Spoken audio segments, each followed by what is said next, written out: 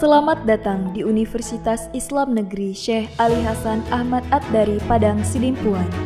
Inilah kampusnya para penuntut ilmu yang berlandaskan keislaman, keindonesiaan, dan kearifan lokal.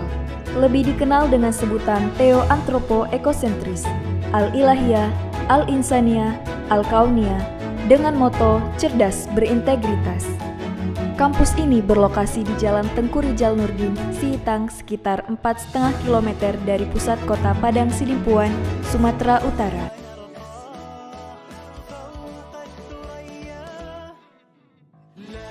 Assalamualaikum warahmatullahi wabarakatuh.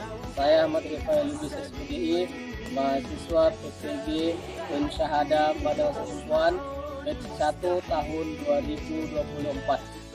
Uin Syekh Ali Hasan Ahmad At-Dari Padang Sidimpuan, cerdas berintegritas. Assalamualaikum warahmatullahi wabarakatuh. Assalamualaikum warahmatullahi wabarakatuh. Waalaikumsalam warahmatullahi wabarakatuh. Alhamdulillahirabbil alamin, wassalatu wassalamu ala rasulillah ajmain. Wabarakatuh.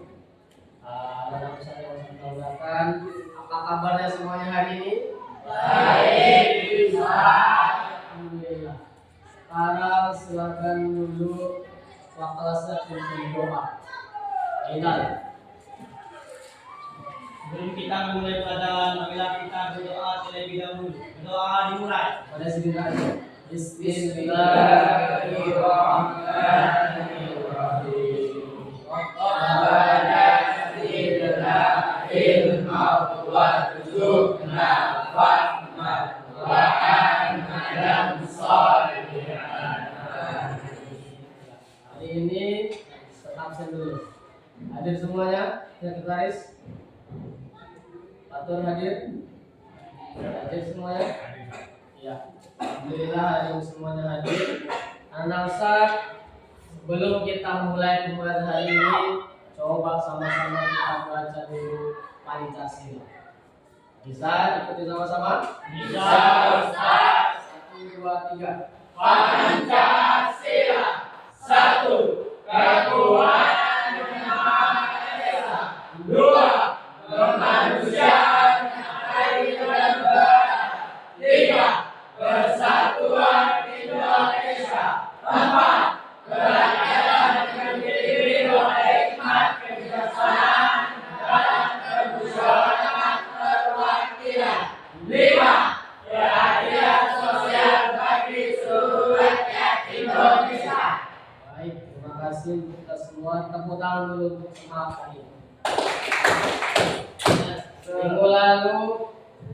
Minggu lalu kita sudah mempelajari materi tentang apa? Siapa yang masih ingat? Tentang pada minggu lalu. Ya, tentang semangat mencari ilmu. Akbar. Ya, kalau saya siapa? Siapa yang masih ingat materinya tentang mencari ilmu?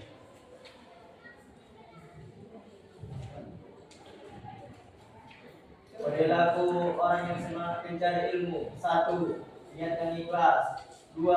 Bersungguh-sungguh. 3. Menghormati guru. Iya, bagus sekali. Tepuk tangan untuk Hidayah. Nah, jadi untuk pelajaran kita minggu lalu.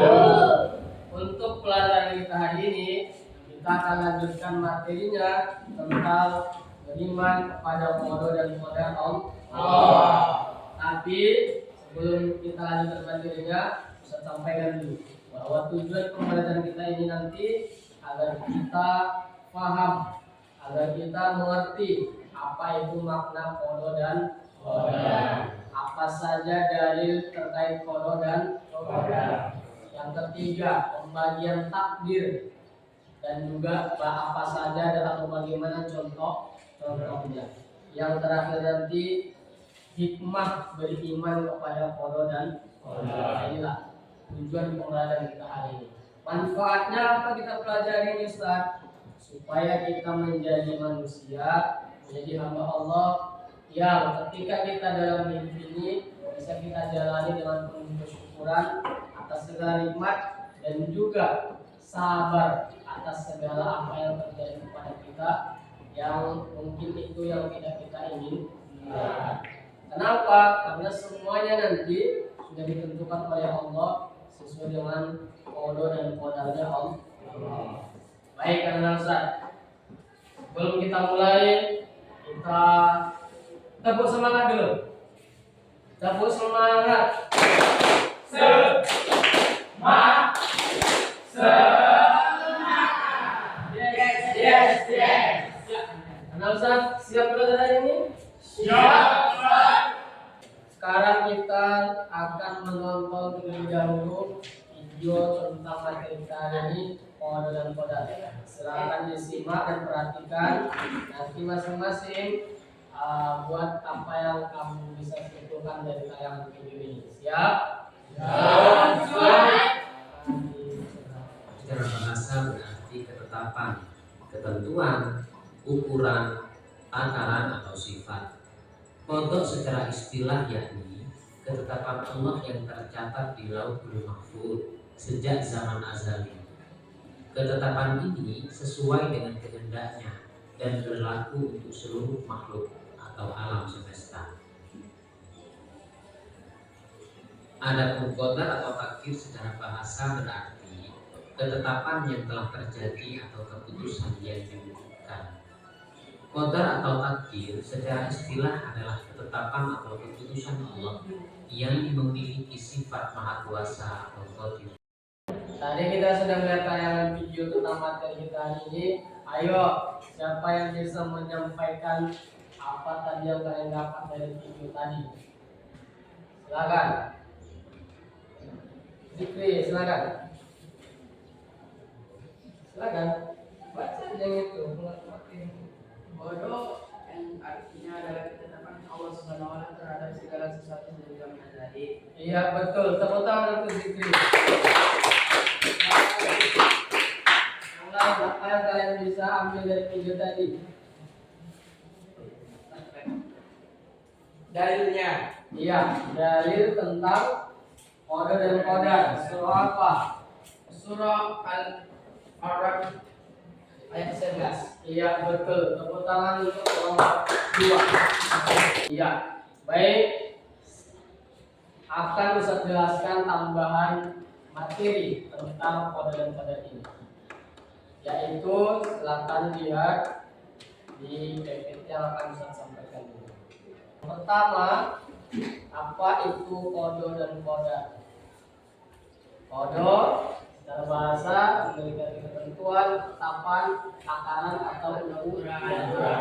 Secara istilah, qada adalah ketetapan Allah yang tercatat di Lauhul Mahfuz sejak zaman azali. Apa itu zaman azali? Sebelum segala sesuatu yang ada di dunia ini terjadi. Kemudian qadar. Qadar itu takdir atau ketetapan Allah yang telah terjadi atau keputusan yang telah diwujudkan oleh Allah. Secara istilah, qadar adalah ketetapan atau keputusan Allah yang memiliki sifat maha kuasa atas semua ciptaannya, baik itu takdir baik ataupun takdir buruk. Nah, ini dia. Supaya lebih mudah, Ustaz kasih nanti contoh. Saya lebih lanjut pemahaman kalian terkait dengan materi ini. Ustaz akan memberikan pada masing-masing kelompok diskusi materi yang akan kalian diskusikan. Jadi sudah ada 4 kelompok. Kelompok pertama, silakan kalian diskusikan tentang pengertian makna atau makna beriman pada qada dan qadar. Kelompok 2, silakan kalian diskusikan dalil Al-Quran tentang qada dan qadar. Kelompok 3, silakan diskusikan pembagian takdir dan contohnya. Kelompok 4, silakan diskusikan tentang apa beriman kepada qada dan qadar. Ustaz beri waktu 10 menit, silakan didiskusikan. Kelompok 4,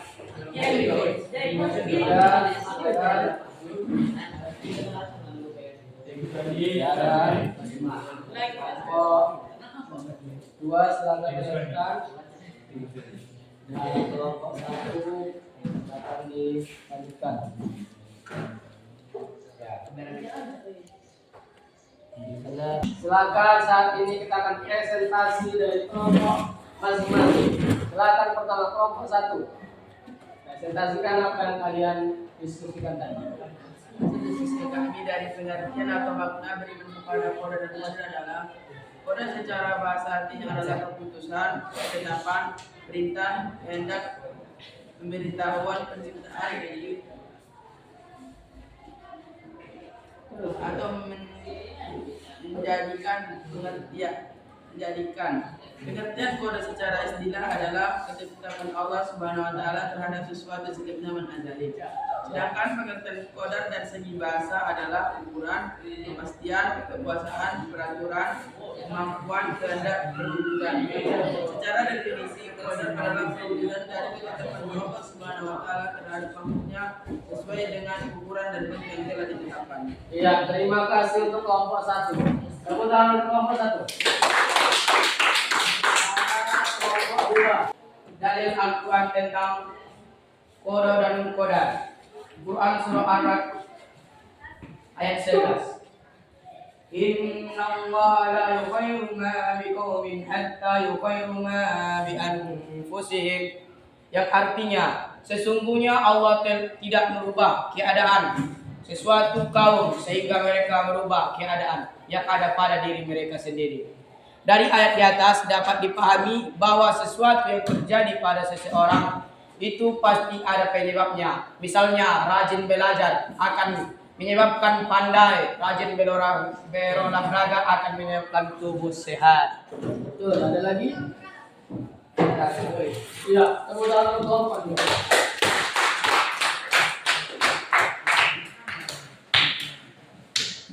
Silakan kelompok 3. Pembagian takdir dan contohnya. Ya. Takdir terbagi menjadi 2, yaitu 1. Takdir mu'allaq. Takdir mu'allaq adalah takdir yang tidak dapat diubah. 2. Takdir mubram. Takdir mubram adalah takdir yang tidak dapat diubah. Contoh takdir mu'allaq, misalnya seperti rajin belajar akan menyebabkan pandai, rajin berolahraga akan menyebabkan tubuh sehat, orang sakit masih bisa sehat, dan orang miskin masih bisa kaya. Contoh takdir mubram, misalnya seperti jenis kelamin tertentu, panjang pendeknya usia seseorang, dan datangnya kematian dan terjadinya hari kiamat. Allah telah menentukan semua itu dan manusia tidak dapat mengubahnya. Iya, betul. Tepuk tangan untuk kelompok 3.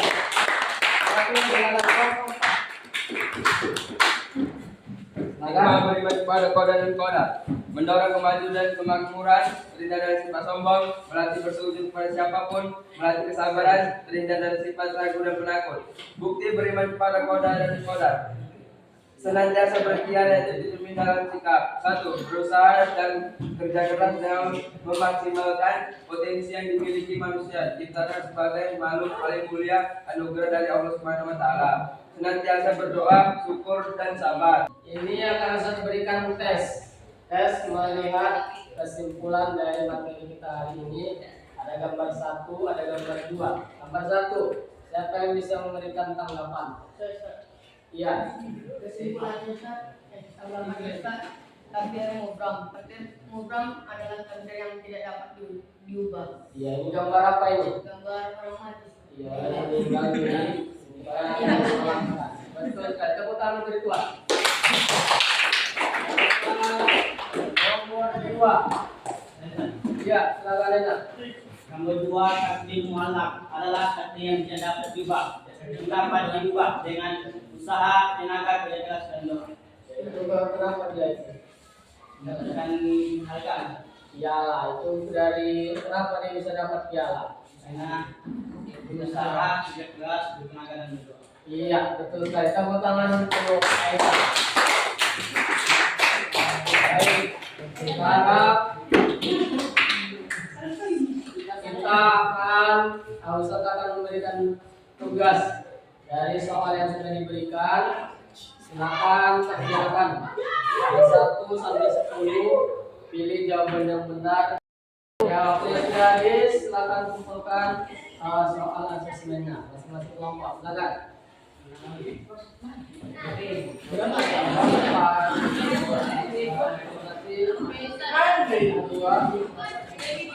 Kelompok 3. Pelajaran kita hari ini sudah selesai. Bagaimana tanggapan dari Ustaz pembelajaran kita hari ini? Menyenangkan?